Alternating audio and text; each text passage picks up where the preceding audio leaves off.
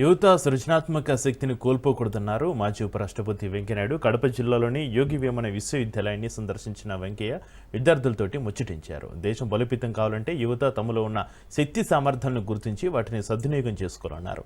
మన మహనీయులైన నవభారత నిర్మాణ సర్దార్ పటేల్ వంటి వారిని స్ఫూర్తిగా తీసుకోవాలని యువతకు సూచించారు వెంకయ్యనాయుడు. దాంతోపాటుగా మాతృభాష, భారతీయ సంస్కృతికి ప్రాధాన్యత ఇవ్వాలన్నారు వెంకయ్యనాయుడు. ఈ యోగి వేమన విశ్వవిద్యాలయ రజతోత్సవ వేళ విద్యార్థులకు, అధ్యాపకులకు, సిబ్బందికి అందరికీ నేను హృదయపూర్వకమైన శుభాకాంక్షలు తెలియజేస్తాను.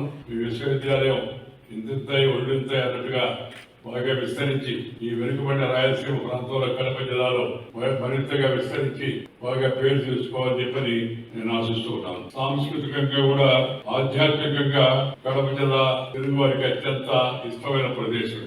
కడప జిల్లా కొండవీడు శ్రీ వేమన గారి ఊరు.